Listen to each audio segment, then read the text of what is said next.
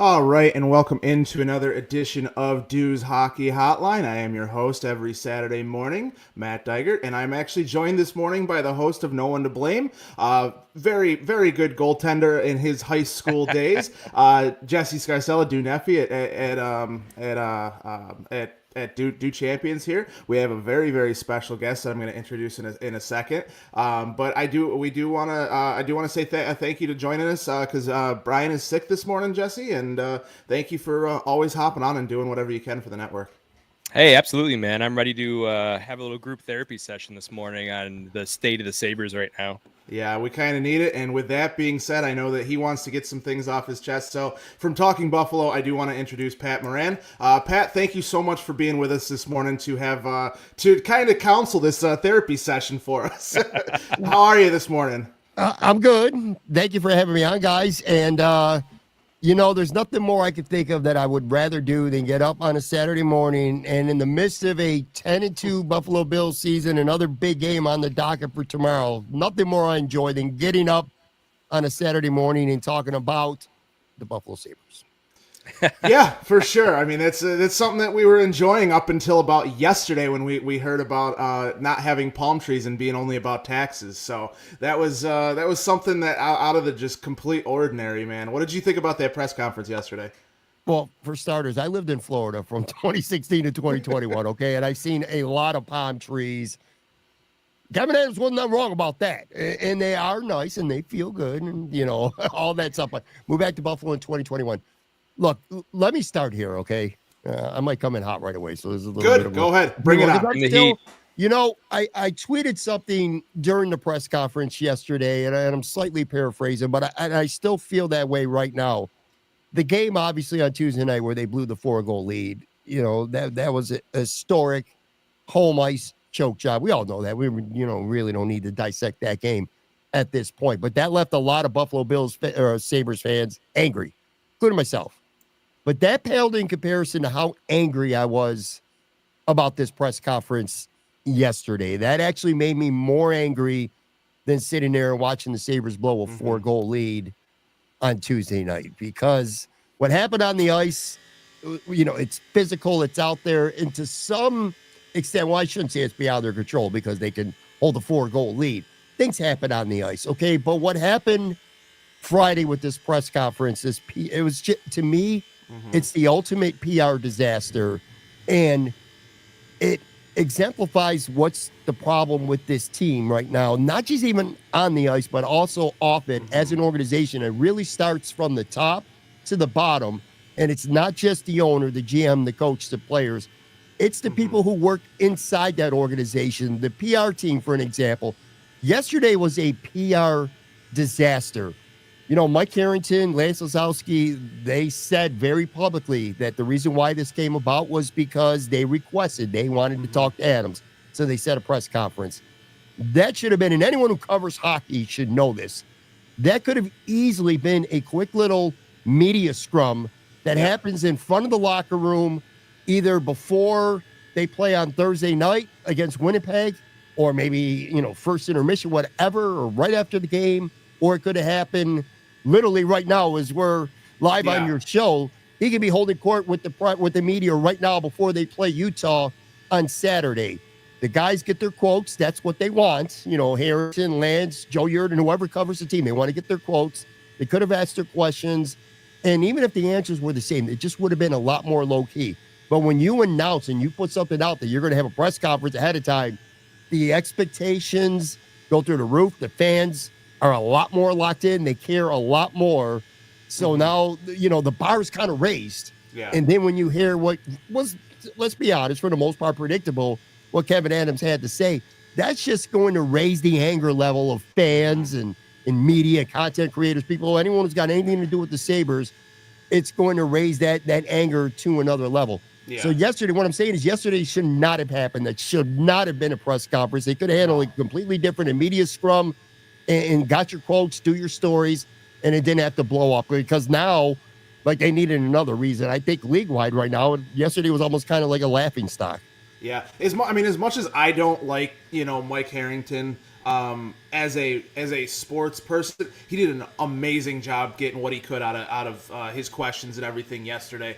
And it felt like to me like almost like we all lived through the Darcy Regier era and everything like that, and trades are hard and things like that. And I thought that was the dumbest quote I've ever heard until yesterday. Like, I could not believe some of the things that came out of Kevin Adams' mouth, when especially talking about the trade he had put together, and then I can't talk about other players on other teams. Then why are you telling us about it? Like. It should be a 5-10 minute thing, like you said, after the game, during an intermission, and something like that. But it almost felt like, to me, they requested to talk to him, number one, because they hadn't talked to him since, like, the end of last season. Number two, it almost felt like it was going to be an ambush type thing, like, we're going to get these quotes out of him no matter what we do. And not saying that it's wrong, because Kevin Adams has not got in front of the media. He hasn't talked about this team. He hasn't done anything, that's of significance for this team. Yeah, he brought in Jason Zucker, great. He brought in Aubie Kubel, Sam Lafferty, great. You redid the fourth line. You added a piece to the third line, great. Jason Zucker's been a great piece to this team, but you needed to replace the Jeff Skinner goals, points, whatever he did on the offensive side. And I understand you brought in Ryan McLeod. You had to trade a good piece to get that in Matt Savoy, who's to say that he would ever turn in anything. But it comes down to it is you didn't replace those goals. You didn't replace his production in the top six. So when you're talking about a game like against the Avalanche, and it is 4-3, 4-2, you score one goal, you're going to stop their momentum from coming. And it was what, 4-1 going into the third period, and they scored 4 goals in the third period. I mean, that's absolutely crazy. If you put one puck in the net, you're stopping that momentum in its tracks, and the game's probably over from there. Yeah, I agree with everything you said. Let me ask you a question. Yeah. Right now, all right, so my stance is yesterday was just embarrassing. I thought it was embarrassing to the organization. And again, something that could have easily been prevented. It didn't have to be on such a large scale. It could have been a media scrum. That's just been my opinion. But right now with this team, obviously they're not good enough right now. I mean, that goes without saying. What is the biggest problem with the Buffalo Sabres? Like, why is this team not good enough? I think most people would say, and Kevin Adams kind of alluded to this on Friday, the problem is players don't want to come here. Players don't want to sign here as a free agent. Players won't waive their no trade clause, because I feel like the Sabres, Chad DeDominis has said this earlier this week. I mostly agree. He said this is an unserious organization. Respectfully, I agree only to an extent, though. I don't think that they consider themselves unserious. I think around the league, they're considered an unserious organization. So when you go out and you have a press conference like you did yesterday, and Kevin Adams trips over himself multiple times like he did yesterday, that's going to be the result. Is this going to make guys from around the league? When you're a general manager, you wear so many hats. Yeah. Obviously, the hockey stuff, but you also got to be a salesperson. And I actually would like it if, as this show progresses, to kind of talk about the job that Kevin Adams has done, not just right now, but over the last handful of years, some of the blunders that he's had. Things happen with hockey, but part of your job as a GM, or guys who don't want to be here, or guys who aren't bought in, you need to make them want to be here. You need to make them want to buy in, especially when they're talented players. Like the Sabres have had plenty of talent over the last 5 years or so. You need to make players around the league want to come to Buffalo, think that it's going to be a good place to be, about the culture, the clubhouse. Look at the Buffalo Bills. I know it's a hockey show, but I'm going to circle back to the Bills. Oh, absolutely. Go right ahead. They got Josh Allen, so they got their superstar. I get that. And they're winning, and it's a lot easier to get players to want to come to a city when you're winning, but it's got to start somewhere. It didn't just start when the Bills drafted Josh Allen, they had a losing record. You know what I mean? So the culture that Sean McDermott and Brandon Beane have built around that organization, players love being in Buffalo. And I think, as somebody who's lived in Buffalo almost all my life, I see it all the time. I've talked to a lot of athletes, especially on the football side. They don't love coming to Buffalo initially. Then they get to Buffalo and they love being here. And as a general manager, in part, you got to be a salesperson. You got to convince, you got to make people want to be here. And you look back at Friday's press conference and it just accomplished the opposite. If I'm a NHL player right now, you think I'm going to waive my no trade to go to this? Or am I going to sign as a free agent? I'm going to sign as a free agent in Buffalo if nobody wants me. Right. I mean, it doesn't even sound like Kevin Adams wanted to be here. I mean, he's trying to bring players in. It doesn't even sound like he wants to be here. So to your point, Pat, it's such a good point. You have to be a salesman as a GM. He looks like he doesn't want to be here. I mean, I understand the past 4 years has been rough, and a lot of this is on him. And we do need to dive into what he's done in the last 4 years. But when you go out there and he looks so snarky, and he just sounded like a prick yesterday. And that is the complete opposite of what you want to hear as a Sabres fan, and content creators, and all the above, right? Yeah. I think he sealed. Look, if they didn't make the playoffs, his fate was probably sealed to begin with. And it's December. Let's see how the next few months play out, I guess. But I really do think he sealed his fate. Well, in a lot of ways yesterday, but especially with the one comment that we don't have palm trees, we have Texas in New York. That's right up there with the Darcy Reguer suffering line. You go on social media over the last 18 to 20 hours or so since that presser, what are you seeing? Palm tree gifts. Everything's about palm trees. That arena, people are actually going to be in there on Saturday afternoon. If that team falls down early, it could get really ugly. Yeah. I wouldn't be surprised if there's a couple palm tree signs up throughout the arena, too. 100%. Some fun with it right now, but in all seriousness, that is an absolutely embarrassing thing to say. That is a woe is me.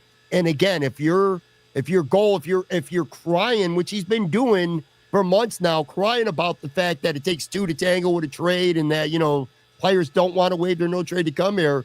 So you're saying that, and in the same breath, you're talking about taxes in New York and not having palm trees. It just sounds like a built-in excuse, which Kevin Adams is starting to master the art of. That's all he's got now. Of having an excuse. I mean, it kind of feels like to me, because not to equate it back to the Bills again, it feels like he's trying to go under that Brandon Beane model of, hey, if you don't want to be here, great, but we don't want you here. We have Josh Allen. We're gonna be in the playoffs every year, everything like that. But also, if you take it back to the beginning of what Brandon Beane did, he got rid of Marcel Darius. He got rid of a lot of these guys. They made the playoffs their first year. So they did, not to correct you or anything like that, but they did have a winning record their first year. And then they drafted Josh Allen. They made the playoffs. They broke the 17-year drought. So Kevin Adams, I feel like, is kind of trying to take that model, but he's missing something in his holster, where he's like not following through on something where it's, maybe he needs to add another piece to, because who knows, maybe it's not the GM, or maybe it's not the player that's not willing to waive the no trade clause. Maybe it's the GM doesn't feel like he's getting enough. And Kevin Adams we'll never know that. Like, we truly will never know what goes on in those negotiations, on those phone calls. I mean, they need to bring something in here that's going to change. And I think it was Joe Marino who put it out yesterday, or I can't remember who it was, but he put out, like, had Botterill just hired Darcy, or hired Lindy Ruff the first time instead of Ralph Kruger when they were having those conversations. You had Eichel, you had Thompson, you had Reinhart, you had, like, all these players. It's like that team should have succeeded had you gotten them an actual coach that's not going to put Jeff Skinner on the fourth line perennially, sit him perennially. It just, like, I'm sorry, like, as much as, we talked about, we talked about it before the show, is, we do the Bills stuff, I don't want to say as a job, because it's still we're still fans, but like, it's more of it's more of our predominant thing. Whereas the Sabres, we can be more fans, even though we're sitting here on a Saturday morning talking about it.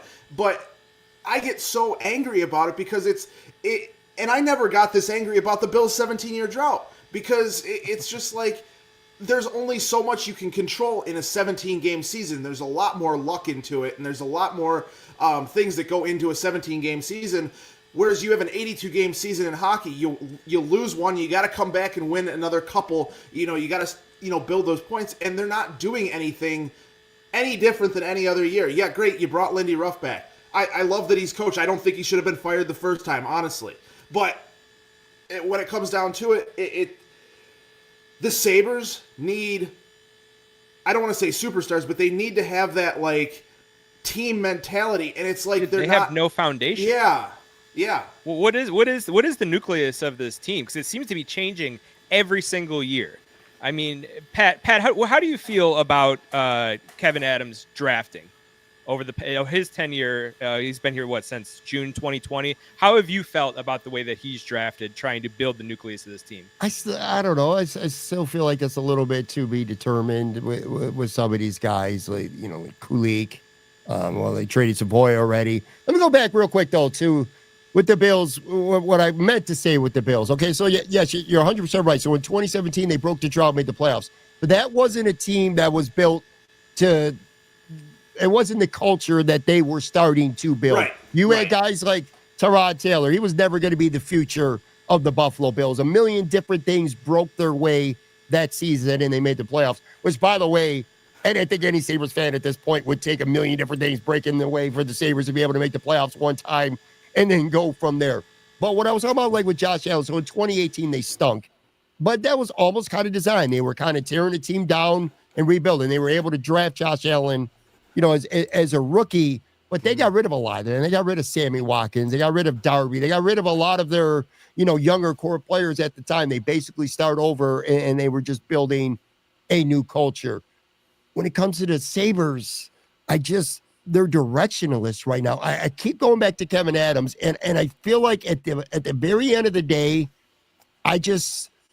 again, you got to change the narrative of what this organization is. And it just feels to me, and I don't know this for a fact, but I strongly suspect that around the league, I don't think Kevin Adams is very respected. No. I think Brandon Bean, Sean McDermott, Lindy Ruff's respected.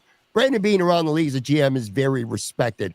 I don't buy that Kevin Adams is respected at all. I think, and maybe it's not even his fault, I think he's a guy who's going to try to appease Pegula all the time. He's going to sit there. He's going to take a lot of bullets. He does it every single press conference. Without fail, he talks about how Terry Pegula is committed as he's ever been. He's committed as anybody in the league to winning. And he just takes these bullets while Terry Pegula just flat out will not speak. Yeah, where is Terry Pegula? Like, where is Terry Pegula in all this? As much as I say it's from Kevin Adams down with the Sabres, I do also think that some of it has to be laid at Terry Pegula's feet, because he's kind of been MIA from the Sabres. You haven't heard him. You've heard him more talk about the Bills and everything going on with the Bills, and it's like he kind of put himself behind a winner and is like, oh, that's just the ugly stepchild is the Sabres, and I'm just going to leave them alone, and Kevin Adams can do what he wants with it. Well, he's not really talking about the Bills either. He hasn't talked at all. I mean, the only time he has even spoken publicly, as far as I can remember, over the last, say, 4 or 5 years, is when the stadium, the ceremony for the stadium, and he just made a statement. He didn't take any questions. I don't think he's taken a question from the media anywhere. Owner meetings, anything, I believe, for either team now. Yeah, going on 4 or 5 years. I wasn't necessarily saying like in the public, but you see him at practice, you see him riding around on the golf cart at training camp. You see him they show him at Bills games. I don't think I've seen him on TV once at a Sabres game. Well, at the beginning of the year, I think I saw one. But I mean, he's not present, and you have to have an owner that's not necessarily present all the time, but you have to have an owner that's present and kind of and that's kind of why I think that they need to more shift, and this is more of a philosophical thing inside of hockey, is I think that they need to have somebody that's in there like Larry Quinn was when he was the president, or president of hockey operations or something like that can take that stuff away from Pegula and make those decisions, and not rely that so much on Kevin Adams, where he's let him focus on the things that he does best, whether it's drafting, whether it's free agency, whether it's whether it's trades or anything like that. Let him focus on one thing, and that's this hockey side of things. I'm not sure what he does best, though. Neither do I. What's he do? I mean, seriously, I don't want this to be a Barry Kevin Adams episode today, but it kind of is, and it's kind of deserved. You go back, and I will go back yet again to saying that a GM wears many hats, and part of that is getting players to buy into your organization. And you talked about when he took over. Look, when he did take over, you had Jack Eichel, you had Sam Reinhart, you had Dahlin, first overall pick. You had Omar, who didn't he win a Vezina after he left Buffalo? So you went to a great team, of course, but the goalie foundation was there at the time. You had Montour at the time, and then you had a 23-year-old Tage Thompson. You had a 19-year-old Dylan Cousins. These guys in development, Casey Middlestat. There was a lot of talent on this team, and yes, Jack Eichel and Sam Reinhart didn't want to be here, but it's not because they hated the city of Buffalo. It's not because there wasn't palm trees here. It wasn't because there's taxes in New York. It wasn't because we're out here snow blowing, 5 days a week during the winter. No, they didn't want it out because they didn't win. They hated losing, man. They hated losing. Jack Eichel, Sam Reinhart, they hated the thought of their careers just rotting away in Buffalo with the Sabres. And look what happened when those guys, and many other guys too, when they left this organization. Look what happens. Jack Eichel, look what he's done in Vegas, which not be so surprising. Ryan O'Reilly as well. Sam Reinhart, 57 goals last year. I believe he's right now, as we speak, I believe he's tied or he's right near the top in goals again this season as well. Both of them have won a cup with their teams. They were here in Buffalo. That was your nucleus, man. That was your foundation. Again, with a lot of these young guys that are still here, who are on the come up, Dahlin, other veterans. I looked back at the roster when Kevin Adams first took over. Taylor Hall, they had other guys on this team as well. This should have been a competitive team. And you go back, and I hate to lump in, 12, 13 years to Kevin Adams because this is going on year 5 here, but even just the last 5 years, this team is only, forget about even not making the playoffs in all these years. They've only legitimately contended with making the playoffs just once. It's not like they're coming close, 6, 7 times and falling a little bit short. One time, once, have they even really seriously, legitimately even flirted with making the playoffs. So that's on Kevin Adams these last. Jack Eichel, Sam Reinhart, not getting those guys to buy in some part that is on him. And these trades, they don't look so great, do they? I mean, that's the thing. Garbage, but yeah. I mean, that's the thing with Jack Eichel, though. Before we get to the question here, that's the thing with Jack Eichel is like, as much as people didn't like him, because of however they viewed him, had they just let him get the surgery that he wanted, who's to say he's not happy now? Like, I'm not saying, like, we can't read the past. We can't do it. Like, maybe they continue losing and he has 2 more years here and then we trade him anyways. But he was a foundational piece. Absolutely. He was a guy you could have built your team around.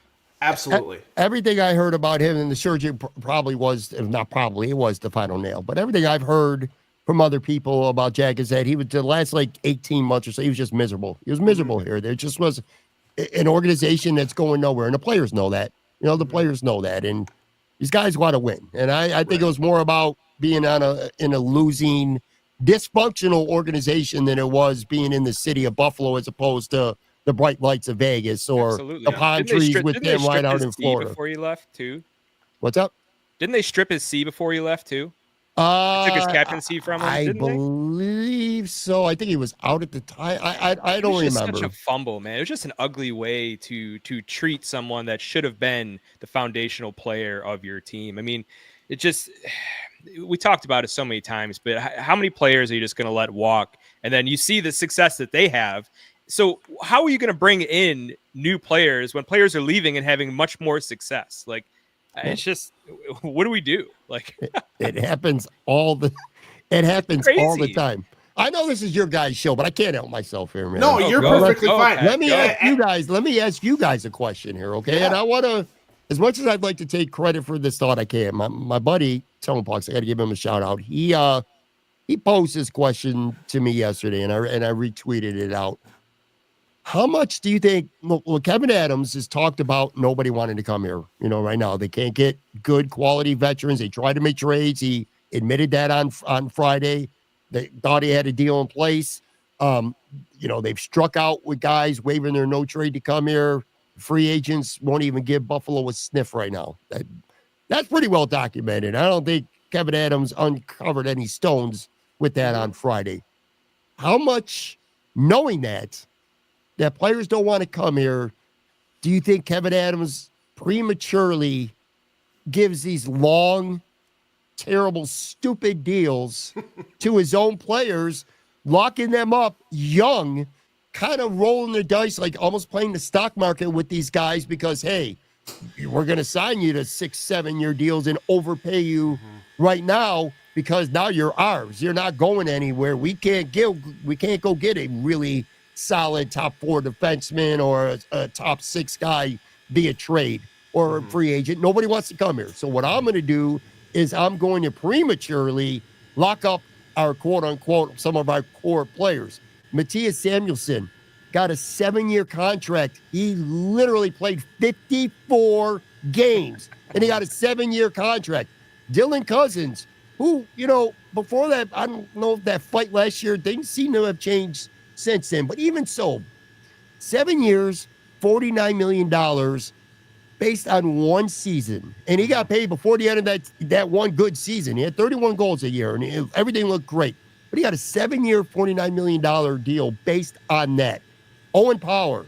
I mean, what are we doing here? 7 years, $58.5 million after he played 87 games. You locked this guy up for 7 years. So my question is, do you feel like Kevin Adams is operating out of place out of fear because he wants to get his young players and he's kind of, risking it right now with these guys to lock them up because he's just not able to go out and get what he wants elsewhere?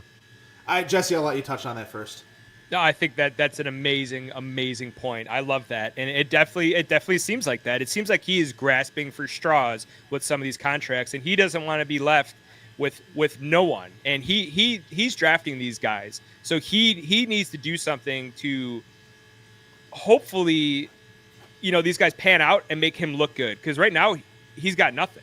The Sabres have been worse with him. I think it's very apparent. So that is an amazing point. I love that, Pat. Yeah. Oh, again, I'd like to take credit. I never really thought of it that way. I mean, we all know that Kevin Adams has really, been quick on the trigger to hand out money and invest in his core, which, by the way, a side note, too, it became apparent if it wasn't already, but he is going down on that ship with this core. I mean, he still has a lot of confidence in them, and you could just get a really good sense yesterday that he's going down with the core. But you go back to these guys, and Jack and Sam were franchise players. I mean, they were second overall picks, literally. But even if you're not necessarily a franchise guy, and you do swing a trade, and you give up Casey Middlestat, you go get Bo Byram, you give up a good prospect in Savoy, who knows what he'll become, and you go get Ryan McLeod. I think Byram's been pretty good. I think McLeod's been more than pretty good. Here's the thing, though. You're Byram, you're McLeod. Are you signing with this team? Do you want to go sign a 6-7 year extension with this hockey team? Or do you want to ride that contract out? And do you want to go where the palm trees are? To use a Kevin Adams reference, you want to go to a winning, functional organization that's respected around the league and 100%. Not regarded as a joke. And that's what the Sabres are right now. So if you're Byram, you're McLeod, yeah, you're here now. That's great. But are you staying here? Are you going to be here long term? If you have control over it, are you going to be here long term? Because they played more than 70 games, unlike Samuelsson, unlike Power. Yeah. You know what these guys are at this point. You know what I mean? And they're still ascending a little bit here and there, but they ain't staying. Why would you? Well, and I think, to go back to your question, is I think you kind of touched on it a little bit there, is, after a little bit of time, you kind of know what these guys are, but also at the same time, I think that you are not wrong that he is operating a little bit out of fear because of things he's talked around the NHL. I mean, we've seen it, like, whether he's had deals or not, whether he's coming out and lying to us or not. Like, I'm not saying he is, but I'm just saying,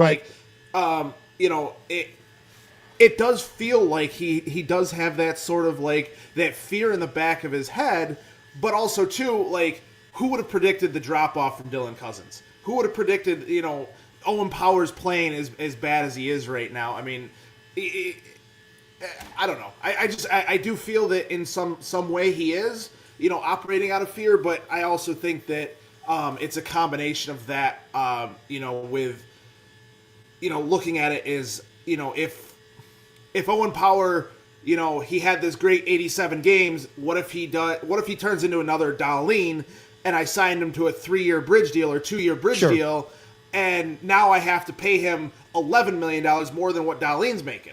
I mean, I think it's kind of a mixture of both. If let's say all three of us work at the same company, and you're the manager, and you have these ideas, and you implement these ideas, and they don't work. Mm-hmm. They just don't work. You're taking a chance, because this could save the company money. This can make the company more prosperous, but these ideas don't work. Ultimately, it's going to fall on you, right? Right. Well, I get it. So even if he's not operating out of a place of fear, which to some extent I definitely think he is, but even removing the fear aspect, he's taking a chance. He's rolling the dice that players he's signing really early are going to end up becoming bargains. I get the mindset. If Matthias Samuelsson is a really good defenseman, man, you got a bargain, $4.5 million a year for a top 4 defenseman, and you got him locked up for 7 years. Or Dylan Cousins. This guy is a legitimate, I'm saying best case scenario. Oh, yeah. Dylan Cousins is a really good second-line center. He's a solid top 6 forward who's going to get you 25 to 35 goals and do a lot of the grindy, dirty work. He's a Michael Pekka type. Mm-hmm. 7 years in this economy, this day and age, 7 years, $49 million. That ain't a bad deal.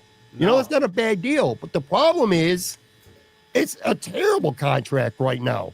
Would you get rid of that contract right now? If somebody was willing to take on 7 years for the next 5.5 years with Dylan Cousins and you could trade him, I would think you would do that. I know you would do it with Samuelsson. That's not even that's not even a debate, but you can't. And they become contracts that nobody wants, and you end up stuck with guys like that anyway. So when these contracts, you're the GM, you're putting your name on it, and when they are not working out, when they don't work out, the only question is it too early to throw in the towel? That's something that we could say, Owen Power could still develop. He's still young. Dylan Cousins can still improve. Even Samuelsson can still get better. But right now, those look like awful contracts, and he is the GM responsible for signing them to those deals, just like he's the GM responsible for ultimately trading Jack Eichel and Sam Reinhart and some of these other guys, Casey Middlestat, because they weren't going to be here. So... Well, I mean, I'm gonna bring this up here real quickly because they did do the that blue and gold. I don't know if you watched it or not. With Lindy Ruff, Dominic Hasek, and Ryan Miller, is really what it comes down to is how good. And I love Lindy Ruff. Don't get me wrong, but how much of it of that success that he had with his system, and I know he said he's changed it over the years and things like that. But how much of that system was Hasek, was Miller? And his success, where you don't now have a Dominic Hasek or a Ryan Miller back there that's going to make these saves that allow these guys to continue playing that high-flying game where the puck got behind, I got Hasek back there, I got Miller back there, they're going to make a save, they're going to make a 3-on-0, he's going to make a 3-on-0 save. So it kind of comes down to it is how much of that system is truly Lindy Ruff, and how much of it was having the two of the best goaltenders of all time in your backstop. Sure, I feel bad for Lindy Ruff, man. Having to inherit this as a second stint, and everything that he has done for Buffalo in his career, and now having to inherit this mess, dude. I feel bad for him. I wouldn't have taken the job. I mean, it's a mess. He wasn't originally going to take the job. He said no at first. I'm pretty sure that's out there, but. Yeah, it wasn't like he's like, oh, I want this job, it's mine. Right. Sure. Yes. Do I feel sorry for him to an extent? Sure, absolutely. To your point about the goalies, yes. Look at having, especially in hockey, having the best goalie in the world is going to cover up a lot of other things. It's kind of like in football, having the best quarterback. When your quarterback's by far the best player on the field, you're going to get away. He's going to make some plays, and you're going to find ways to win, even if the rest of the team sometimes is not playing good. There's been some Bills games, not so much this year, but through the years where Josh Allen has kind of just carried his team on his back. The defense is playing like shit, or they're not running the ball, and Josh's got to be Superman. and he's done that. So, yes, I definitely think the goalies matter. In terms of Lindy's system, I don't know enough about hockey to really be able to answer that accurately, but I will say this. One of the biggest differences between the Lindy Ruff teams of the past and the Lindy Ruff team that he's coaching now, to me, if you take talent aside, and I'm not talking about talent, I'm talking about softness. This is a soft-ass hockey team. This is a soft team, does not handle adversity well. They crumble when things start falling apart. Last year was disgraceful in the locker room after the season. I felt like players were literally, and I wasn't a big Granato guy, but they also were literally throwing him under the bus. Just felt like excuse making. Now you got a guy who is respected. Lindy Ruff is respected. I mean, if there's one person in this organization who's respected, it's Lindy Ruff. And so that's not an issue. But this team, you know, they could say they're accountable all they want or whatever, but I think these players are just very, very soft. Yeah. So no, I agree. I 100% agree with that. And as much as they try and take these head hits out of hockey and things like that, that's never what was on the ice with Lindy Ruff's team. Like, yeah, we all saw the brawl again in 07 and you know, everything like that. But it was always, you had Brad May, you had Bob Bugner, you had Barnaby, you had Rob Ray, you had Verrata, you had Dixon Ward, all these guys that could go through the center of the ice. If you have your head down, you're not getting back up. And it's not because it's a dirty hit. It's because they're putting their shoulder into your chest and you're hitting the ice. Brian Campbell, one of the best hits of all time. Yeah. I mean, that's what, you know, hockey is. And with you, and I do understand a little bit with Greenway going out, you lost some of your hitting. Like, I'll give that benefit of the doubt. But at the same time, where is the Dylan Cousins hits been? Where is the why is a 5'10" Zach Benson being your pest on the ice? Like, I like a team full of boys. Oh, I love no men on this hockey team. There's one man maybe, right? Maybe Zucker. Tuck is like the only man on this hockey team. They're all boys. They're soft. The whole team is soft, and that is not a Lindy Ruff. That is not a Lindy Ruff coach team. Like, and it really bothers me too, because like you see a lot of these guys trying to take these shots, and Student and I were talking about it when I was watching the hockey game when we were doing our post-production for Third and Manageable. He asked me, he goes, why is Tage Thompson always shooting the puck, trying to go high and left side? And he's like, is that because the goalie's sliding over and it's because he's trying to put it in a certain spot? Just put the damn puck on the net. Use your 105-mile-an-hour frickin' shot and hit the goalie. Get a rebound. We can't complain about Tage. No, and I'm not complaining. I'm just saying, put the puck on the net. Stop trying to go bar down and be the cool guy because I now have a highlight reel goal. Just put the fucking puck in the net. That's all that matters. The rest of the team, yes. Not Tage, though. Tage, do your thing. Pick the corners, dude. The rest of the team, though, is getting too cute. Like, was it Kulik in overtime where he tried to pass it behind his back? Shoot the puck! Shoot the fucking puck!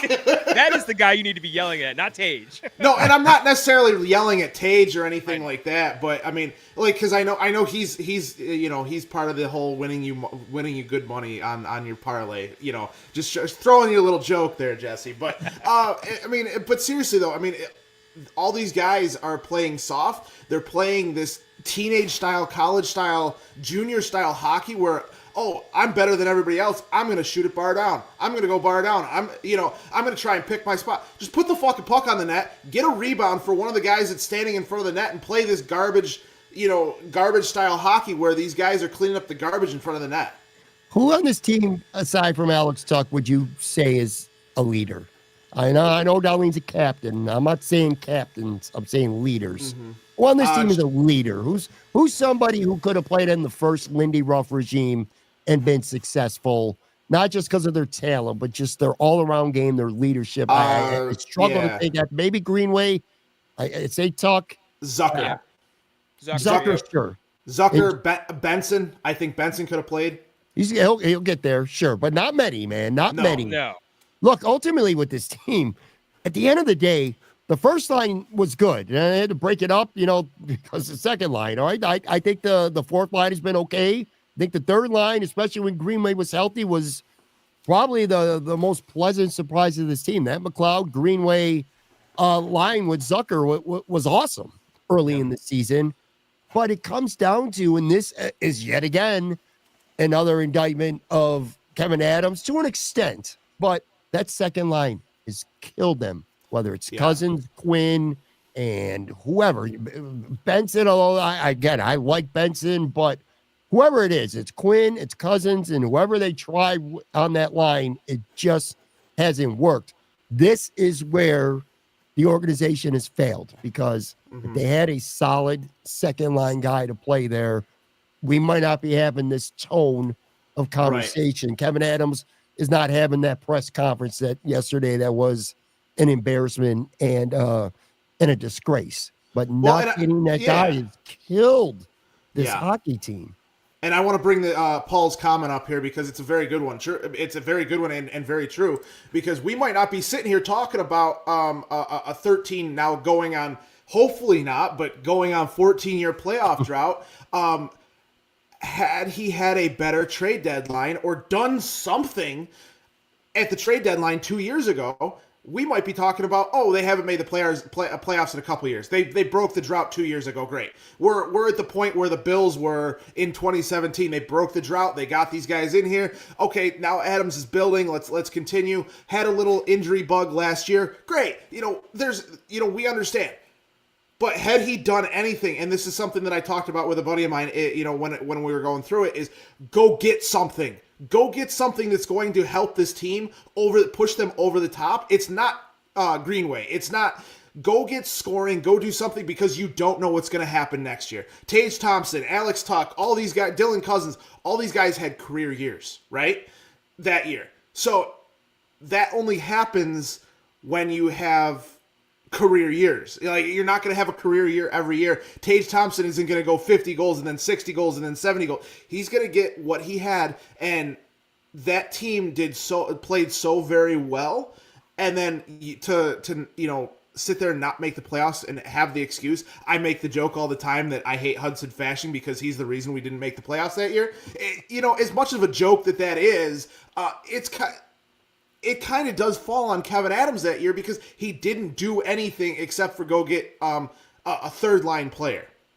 I mostly agree with that. I would say 2 years ago when they almost made the playoffs, I get more angry about last year than I do about them not maybe making a deadline trade, because they should have built off last year and they rested on their laurels and they just wanted the next guys or all these guys to take the next step. Which you go now a year and a half later, who besides Peterka has really progressed from 2 years ago? Nobody. And that's the thing. That's the other thing, though, too, that I was very upset about last year is Quinn should have never saw the ice last year until about March or April. Like, truly. Yeah. Like, he whatever it is, whether it's whether he tore his Achilles or did something, we don't know. They call it a lower body injury. Like, that I'll leave for the insiders or whatever.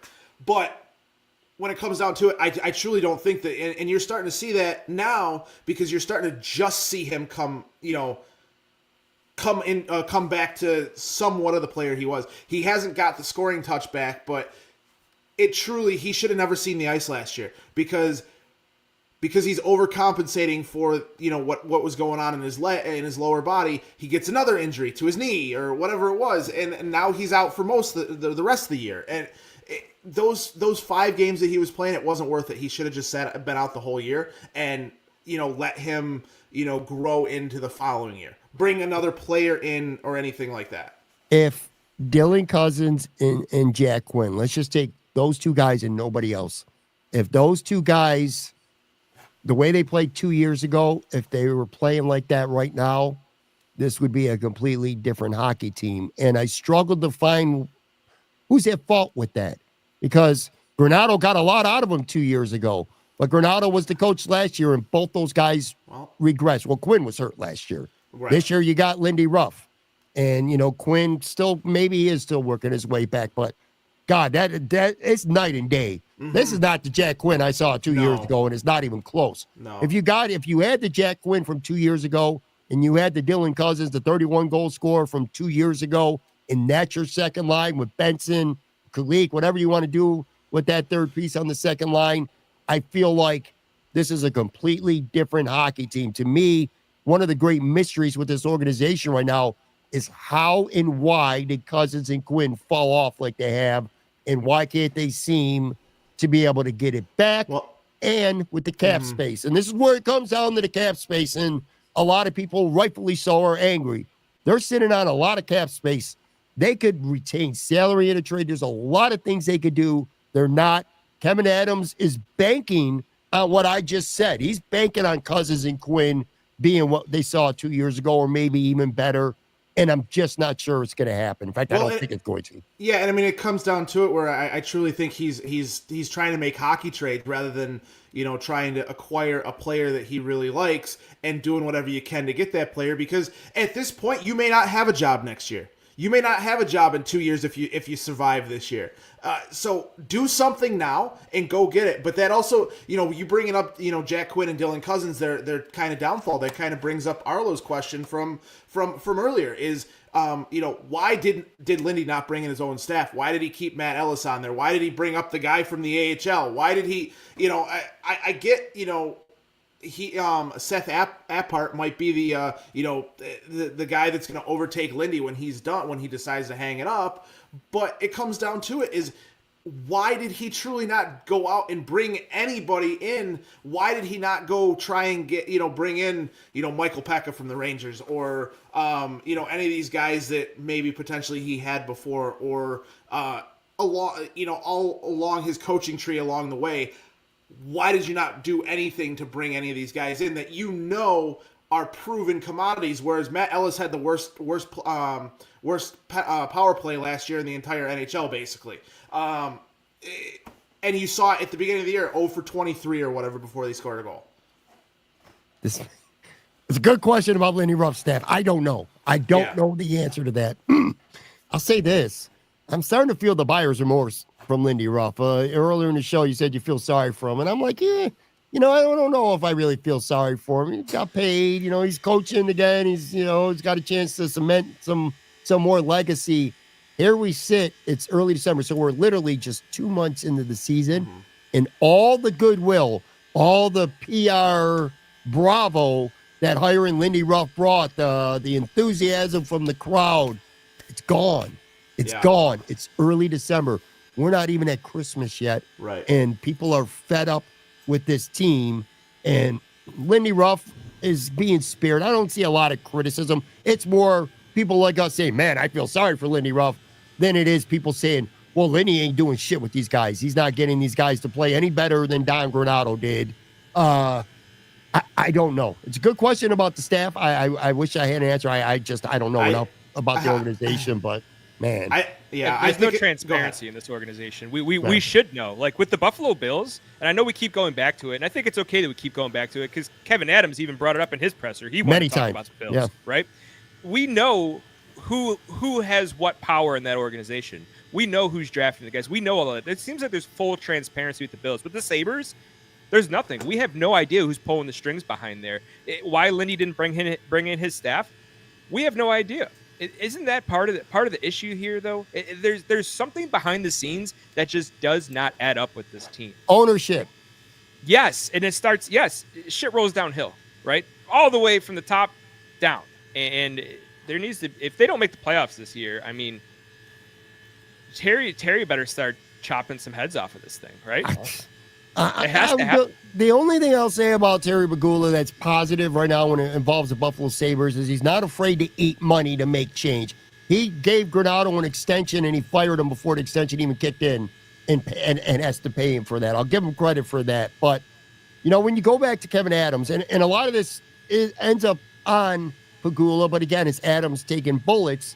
Some of them he deserves, though, but let's say the Sabres don't make the playoffs, which I think is a very reasonable assumption to make right now. They're 3 points out right now. Kevin Adams is flirting with going down as being one of the worst GMs this franchise has ever had. Because if you think about it this way, Kevin Adams, could not get, you could say he's the one who traded away Jack and Sam. I'll put it this way. Kevin Adams could not get Jack Eichel or Sam Reinhart to buy into this organization and want to be here. I'll leave that at that. So the players that they had, again, there were good foundation pieces right there, literally. Okay, so you got that. And then you got the premature contracts that, at least right now anyway, just look awful. Again, we already talked about them. Cousins and Samuelson and Owen Power. Those contracts just look terrible. And he was unable, they made a lot of offseason moves. They did rebuild a better fourth line, although how impactful has that fourth line really been this year? It's been fine. It hasn't been, terrible by any means, but how much has it really helped the team win games? How much is it only really makes a difference when the top two lines are going. Yeah, but, and you get McLeod and Zucker, and again, you really did a good number to build your third line, but at the end of the day, you did not go, and I'm fine with them buying out Jeff Skinner. I'm not going to, be a turncoat here. I'm not going to say, oh, it was the right thing to do then, and they'll say, oh, I should have never done that, because then I don't want to be a hypocrite. I'm fine with them getting rid of Skinner, but they didn't do anything to replace that production whatsoever. And the worst part is they're sitting on all this cap space, which to me, that goes to the owner. What's going to happen when the cap goes up? Are they going to spend the cap? They're not going to. They're not going to. It's just they're not. It's not. What is it? What is it right now? 89 million, and it's supposed to, with all rumors going around, it's supposed to be upwards of $98 million next year. Yeah, something like that. And the Sabres have most of their team signed. Like, they might be bad contracts, but they're mostly signed, and you're probably talking around $15 to $16 million for this team next year. And there's not really anybody that you have to, quote unquote, sign. But what bothers me in this whole situation is I would forgive the things that come out of Kevin Adams' mouth if this team was playing harder. Like, and I don't mean like, skating up and down the ice, but I think Lindy Ruff needs to get back into his old ways, his bag, and start ripping these guys apart. Like, I don't care if you're a millennial or Gen Z or a Gen X or what. I don't care. You're the coach of this team. Start screaming at some of these guys because they're not understanding what's going on, and they might be, buying into the system, but until you start treating these guys like actual adults and men, they're not going to start growing up and start playing hockey. It's a soft core. It is. And we'll see today. We'll see in 2 hours. They play at 1:00 today, right? Yeah, they do. Come out, yeah, right. If they come out flat today after that presser, man, you're going to know everything you need to know about this team. If they come out and they put it on Utah today, hey, maybe there's a little bit of fight on this team, but I think we all know the Sabres play up to competition and they play down to competition. If they come out flat, I think Kevin Adams may be gone by Monday. He better be. This is, I'm putting myself out there too. This is the kind of game that Sabres play well. All the elements are there. They play well. You're not going to buy in, but you're going to say, this is what they're capable of. Then they'll play a couple of good games, and then you start to sneakily, buy in a little bit, and then bam, the rug will get pulled out from you underneath. Look, when it comes to Lindy Ruff, this is a soft, at their core, hockey team, and I don't know realistically what they can do. And to your point, by the way, about signing guys, and they got a lot of their guys locked up, I agreed. But, guys who are Peterka, who eventually will get paid, and these guys who we talked about, Byram and McLeod, guys you gave up assets for, guys you traded for, are you going to be able to sign those guys? Because, look, Dylan Cousins is 22, 23, 24 years old, whatever he was, and you're offering big money. He's going to sign right away. Samuelson, these guys. Byram McLeod, they know that when they get to the market, they're going to get them a handsome dollar. They know they don't have to settle for whatever the Sabres are going to offer them. So it needs to be about more than just money with those guys. And I just don't believe that Kevin Adams is capable of selling these guys on wanting to be here and going around and building enough pieces around them. But anyway, back to Lindy Ruff. If you are Lindy Ruff, he sat Jack Quinn. What realistically are you going to do? Like, who are you going to sit? How are you going to send your message? What are you going to do to make a pretty soft team that's not really deep with depth? What are you going to do to get the best out of all these guys? What's that message? Who are you going to be able to have sitting in the press box watching the games? It ain't going to be Tage. It's not going to be Cousins. I wouldn't mind if it was Cousins for a game or two. It's not going to happen though. But it may get to that point. But I want to touch on Victor's question here or comment here. I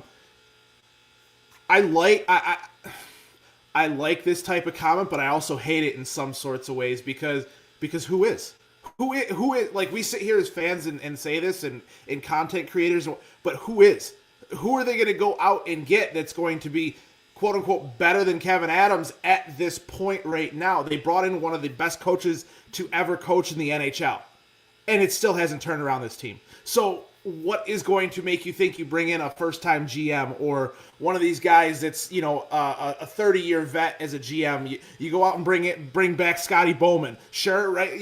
Like, who's to say any of these guys are going to turn this team around at this point? And that comes, it's a valid question and a valid comment, and I do appreciate it. But it also comes down to it is we ran through the same thing with the Bills. Like, it was Buddy Nix and it was, bringing a new coach, and it was Chan Gailey, and it was Rex Ryan, and, what combination is going to work? And I understand you got to keep trying because that's professional sports. But until there is a directive made from the top to say, go spend to the cap, because they do have an internal cap. We've heard it all year. We've heard it the last couple of years. They have an internal cap that they have to. We'll never know that because there is no transparency in this organization in hockey. And to Jesse's point, there needs to be more NFL style transparency to the NHL. We can't even know what, like, we knew. Yes, we have great content creators between Thigh Doctor and Banged Up Bills and everything like that that break down these injuries and things like that. But why don't we know anything more in this day and age of what is wrong with these players? Oh, no, it's a lower body injury. That could literally be a contusion on their leg. Like, that bothers the hell out of me. Why are we not being more transparent so we can understand, okay, great, he broke his leg, he's going to be out a month and a half. Okay, that's something as simple as that in the NHL is the part of transparency that I'm talking about that needs to get better within the NHL. And that's not just within the Sabres, but everything else that goes along with it is, it almost feels like they're trying to hide things in the NHL, whereas the NFL, everything is put out. Lindy Ruff with Darlene. Lindy Ruff said there's no timeline, and he hopes it's short term, but you never know. That's what he said about Darlene's back spasms.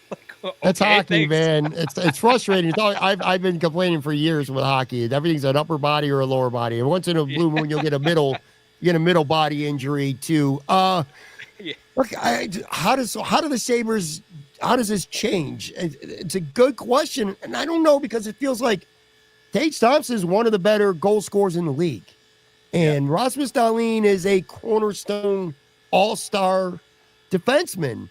By the way, has not been playing great this year, which injury might be, a significant factor on why. It comes down to too many players are not playing up to their potential. And in fairness to Kevin Adams, as much as I blast him for a lot of things, that's not on Kevin Adams. If a player's out there, if Jack Quinn's not performing the way Jack Quinn, now if he gives him a 7-year contract that Jack Quinn sucks, kind of like Samuelson has become, that is on Kevin Adams. But these players right now are, who need to get better, who aren't. Who's it on? Is it on the player? Well, you know what? Let me walk that back. I'm going to walk that back right here in real time. Because if you're drafting a guy, you're giving him contracts, and the guy's already peaked, and he's not getting better, I suppose to some extent that's on the GM too. But some of it's on the player, and some of it is on the head coach. Like, why isn't Lindy Ruff getting Jack Quinn to play better towards 26 games in right now? That's not a small little sample size anymore. 26 games is enough. Dylan Cousins, Quinn, Yoki Haru, a lot of these guys, why are they not playing better? Maybe it is to some extent as taboo as it is sometimes to criticize Lindy Ruff. I'm not saying, maybe he does deserve a little bit of criticism why this team's not playing better right now. Well, I think as a manager, sorry, Matt, I think as a manager, like, it doesn't matter what you're managing. Well, your main job is to get the people underneath you the tools they need to succeed. And he is not doing that. He's drafting guys and bringing in talent. These guys don't mesh well, first and foremost. He's drafting the best player he can and it doesn't fit with the team. He's not building a nucleus, but he's not. So he brought in Lindy Ruff, but he kept these other bad coaches that have been part of these bad systems. So it is on him. Like, why these guys aren't progressing? Is he giving them all the tools, the coaching? Are they doing all of that? Because it doesn't feel like it. I mean, how have these guys peaked already? Like, they've been in the league for 3 or 4 years, and we can't get any more out of them. Like, we squeezed everything we can. Like, part of that is on the manager. Like, I would say most of it. Like, you could bring in Lindy Ruff, but if Lindy Ruff doesn't have the control that he needs to do his job, what are we doing? We're just going in circles. It's the frustration of a Sabres fan. Go back to the Bills, and we've done that a lot and whatever.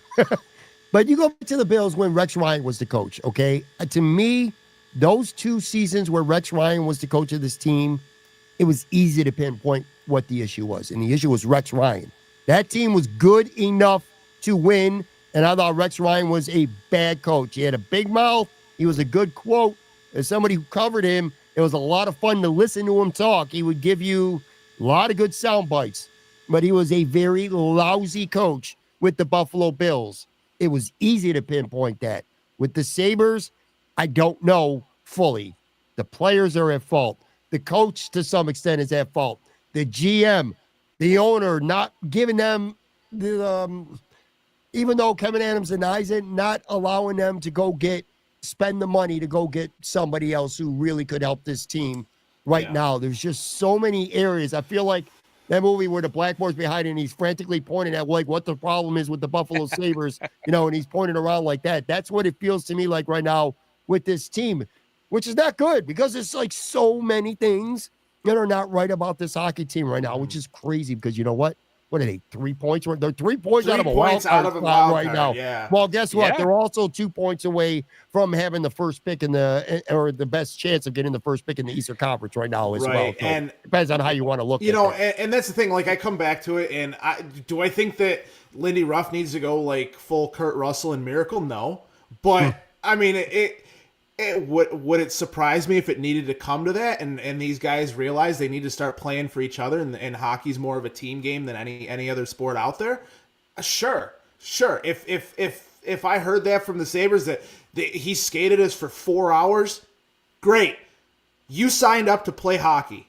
You signed up to make millions of dollars playing a child's game, and you're gonna bitch about having to practice about it. Don't care. Don't feel bad for you whatsoever.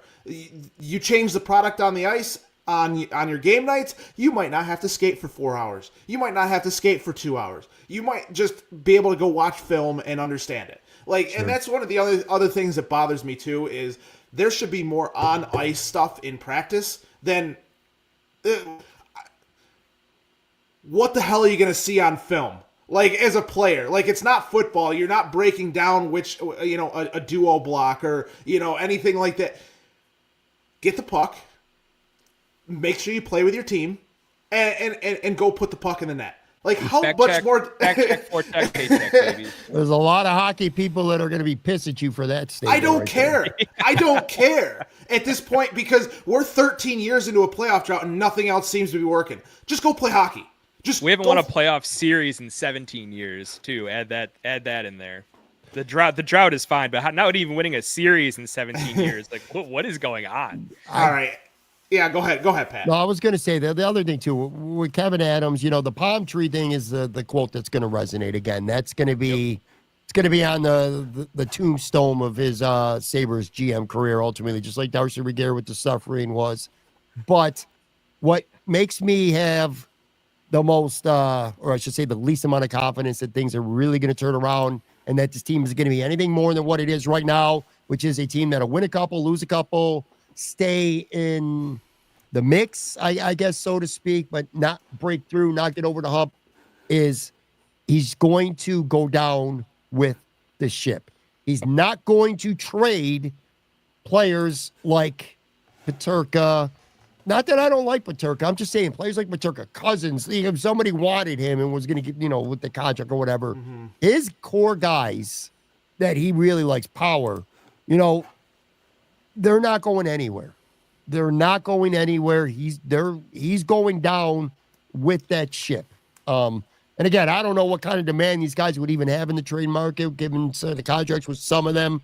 But even a guy like Jack Quinn, it might be too early. Kulik, guys who you got to have to give up someone you want to go get a really good top 6 player who would actually be willing to come here by some miracle. I just don't think he's willing to give up core players that he considers core players that he wants on this organization. And I think ultimately that's going to be his downfall. Right, and that's really what it comes down to. And we've kind of, I feel like at this point we're kicking a dead horse. So I do want to move on a little bit here for the last couple of minutes and talk a little bit about, I don't even want to talk about Colorado or who else did we play this week? Winnipeg. Thank you. I even forgot about it because I didn't care enough about Wednesday night or Thursday night because we sucked. But again, blowing a two goal lead in that game too. But today's game at 1:00, we have a matinee today. How do you feel that they can come out on the ice today and really put what happened this week behind them and just kind of call it a blip on the radar, like as a bad week and things like that? There's nothing they can do on the ice today that's going to make me feel like this past week was a blip on the radar and that they're going to be fine. Nothing. They could go out and win 6-1 today. I just don't. There's no consistency on this hockey team right now. They can look good today. It wouldn't surprise me if they look good. It also wouldn't surprise me if they lose 3-1 and the 7,000 fans that are actually at the arena today are going to completely turn on them. So nothing would surprise me with this team, but there's literally nothing that they could do. It would take 4 to 5 games minimum to get me to be dumb enough to want to buy back in. And I say that as a fan. Again, I say that as a fan, and it's different for me with the Bills and the Sabres. Again, the Bills, I cover the Bills. I'm watching all 22 film every week. I'm going to do PFF grades. I'm talking to other Bills content creators or media people every single day. The Sabres, I sit down, I watch the game, I tweet, I scream, I yell, I get pissed, or I get pumped up. That Colorado game, I was at Ebenezer Ale House. Shout out to those guys. Was at a trivia night. And when they went up 4-0 and Bar's going crazy. It was awesome. Yeah. I was like, yeah, this is cool, man. I mean, great feeling. This is Colorado. Way to put, the recent slump that they're in behind. Yeah. And we all know what happened afterwards. Hockey's back in Buffalo, and then they lose 5-4, and it's still hockey's back in Buffalo. It's like Charlie Brown trying to kick the field goal. Yeah. He just keeps pulling it away from him. That's what I feel like as a Sabres fan right now. So I'm not, to your question, there's nothing. The answer is 0. There's nothing that could happen today that's going to make me, or anytime real soon, it's going to make me change my thinking whatsoever. I'm the same way, Jesse. Jesse, what do you think? Yeah, we've talked about it all show. They're going to come out and they're going to win today. Take the Sabres on the money line. Take them, sprinkle a little bit on the puck line, -1.5. I think that's plus 200 right now. The money line is -130, -125. They're going to do it. This is a must-win game after that press conference, and they're in a 5-game losing streak. They're going to come out and win today, and everyone's going to be like, oh, okay. And then just like Pat said, I mean, and then they're going to go on another losing streak, and it's just, we're going to be talking the same thing however many Saturdays from now. I mean, there's nothing they can do right now because they can come on, put it on Utah, but they're not fixing the issues. Like this ain't that. Like they won 7-9 before they went on this 5-game losing streak. And it was like, okay, they're doing a little something. They had some, Tage was out, they're winning games. I'm like, okay, team's got a little bit of fight. And then 5-game losing streak. And it's just like, what? And in bad fashion too. The way this team loses is the maddening part of everything. They'll beat the Rangers 6-1, and then they'll go and lose after being up 4-0. Oh my God. I can go in circles. We've been doing it for an hour. I mean, it's just we've been doing it for 13 years with this team. So I mean, they're going to beat the brakes off Utah today. I'm telling you. Yeah, I mean, I can definitely see that. Pat, before we get out of here, what is your score prediction for today's game? 4 Sabres are going to win 4-1, and I'm telling you, if they lose this game, it's going to be bad. It's not going. I will say, Kevin Adams is not getting fired. Not now, but they lose this game. The heat is going to be on. I know you guys, you say, regardless of what you feel about guys like Mike Harrington or Paul Hamilton, those guys, they're going to crank the heat up. I'm telling you. Oh, yeah. They're going to crank the heat up, and that matters. It does. It does matter. By the way, those guys created this whole bullshit mess from yesterday, like I said, because they requested what is Kevin Adams going to tell you that, is interesting? And I get it. It's easy to say that as somebody sitting there on a Saturday morning, those guys talking. These guys, it's their job, it's their livelihood. They need to get quotes from the GM. So I say that tongue in cheek, but you knew what yesterday was going to be. It just in the Sabres, that's the whole part of this show that I can't get over. Just have a goddamn scrum, man. Let those 5, 6, 7 guys and women out there with their tape recorders in front of Kevin Adams, stand in front of the locker room, go get your quotes. And you and I would have been like, oh, shit, what did he say? He said palm trees, what? But to see him visually say that in a press conference setting that was advertised ahead of time, that was the tune. That was the final nail, man. I'm telling you, that was the final nail. Anyway, I'm battling here. 4-1 Sabres today. All right. No, that's perfect. And Jesse, what do you got? Agreed, Pat. I got 3-1 Sabres. They're going to come out. They're going to play well. And then next Saturday, we're going to be having the same conversation, guys. Yeah, I have Utah 3-1. So as far as that goes, I don't see it getting any better for the Sabres. I expect them to be, probably this losing streak probably go on for another 3-4 games until something ends up happening, whether it's a trade, whether it's Kevin Adams getting fired, because Lindy Ruff's not getting fired. I don't care. Terry Pegula is not going to fire him a second time. No. So with that being said, Pat, I do want to thank you so much for coming on. We'd love to have you on again at some point, whether it's on a Bills show, whether it's here. But we definitely appreciate you. Definitely check Pat out. What is it, Monday through Friday? Yeah, Monday through Friday, every day. Talking Buffalo, primarily Bills, but I do talk Sabres, although it's at a point now where a lot of Bills fans, every time I have a Sabres type of content, they bitch at me, and they're like, I don't give a shit. Nobody wants to talk. One last quick point, too, with the Bills and the Sabres thing here. With the Bills on Sunday, I'm going to live and die with every play. I always do. You know what I mean? Every play matters, and I'm bought in. I'm committed to thinking that the Bills, this is going to be their year. And I've been like that for the last 4 or 5 years. It hasn't worked out that way, but they've instilled that belief in me, and a lot of Bills fans too, a lot of Bills Mafia. I'm going to be honest with you guys here. I'm going to be a little confession as we get off. Sadistically, there's a part of me that hopes the Sabres continue to suck. Like, sadistically, there is a small part of me, even though I'm a fan, there is a small part of me that do hope the Sabres, I hope you're right in a way, they lose 3-1. I hope this losing streak continues, because I want to see what point does it get to before Terry Pegula fires the general manager, before they do something of relevance, something of significance, not sitting Jack Quinn in the press box. I'm talking about something real. At what point do they do that? And it's more fun to follow this team when they're absolutely near the bottom of the standings, because then I get to look at the mock drafts and see who the next prospect is. Pro tank guy. Not a pro. I'm not going there yet. But anyway, my point was, sadistically, I almost kind of want to see how low they can go before Terry Pegula finally does something that's going to be relevant. Yeah, I'm in the same boat too, and I'm in the same boat, as you guys are with that. Is I do truly, want to see what it's going to take for him to, get off his ass and get out of the new stadium and with the Bills, and just come back to the Sabres for 5 minutes and be like, what the hell happened?